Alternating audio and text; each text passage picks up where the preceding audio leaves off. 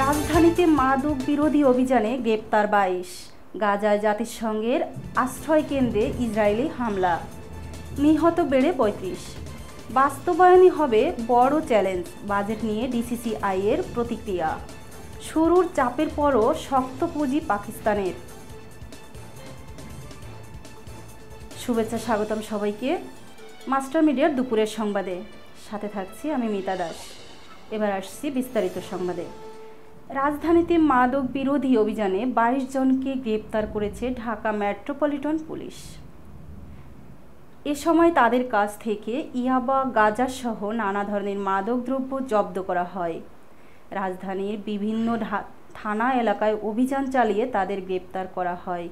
ডিএমপির media and public relations বিভাগের অতিরিক্ত উপকমিশনার KN রায় নিয়তি জানান, গ্রেপ্তারদের কাছ থেকে 2027টি ইয়াবা ট্যাবলেট, 180 গ্রাম হিরোইন, 19 কেজি 201 গ্রাম গাঁজা ও 2 বোতল বিদেশি মদ জব্দ করা হয়। তাদের বিরুদ্ধে ডিএমপির থানায় মাদকদ্রব্য নিয়ন্ত্রণে আইনে 16টি মামলাও করা হয়েছে বলে জানান তিনি।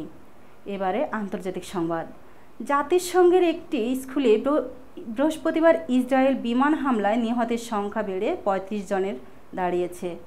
স্থানীয় কর্মকর্তারা জানায়, মধ্য গাজার দিকে অবস্থিত এই স্কুলে শত শত বাস্তুচ্যুত লোক আশ্রয় নিয়েছিল।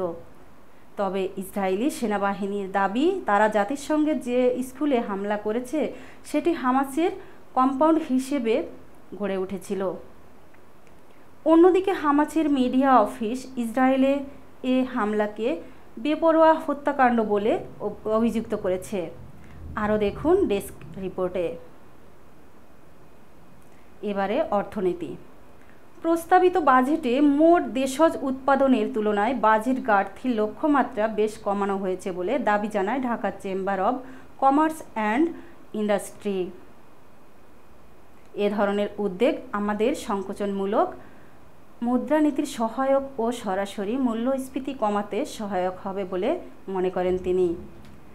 প্রস্তাবিত বাজেটে বাস্তবায়নের অর্থনৈতিক ঘাটতি মেটাতে বেসরকারি খাতে ঋণ প্রবাহের উপর বড় ধরনের চাপ তৈরি হবে, যা অর্থনৈতিক প্রবৃদ্ধির উপরেও বড় ধরনের প্রভাব বিস্তার করবে বলে জানায় তারা। এবারে খেলার খবর। ক্রিকেট। ব্যাট করতে নেমেই শুরুতেই চাপে পড়ে যায় পাকিস্তান। টি-20 বিশ্বকাপে নিজেদের প্রথম ম্যাচে যুক্তরাষ্ট্রকে 160 রানের টার্গেট দেয় বাবর আজমের দল। পরে যুক্তরাষ্ট্রের বোলারদের তোপের মুখে দলীয় 26 রানে 3 উইকেট হারায় তারা। এরপর বাবর আজম ও শাদাব খানের ব্যাটে ঘুরে দাঁড়ায় তারা।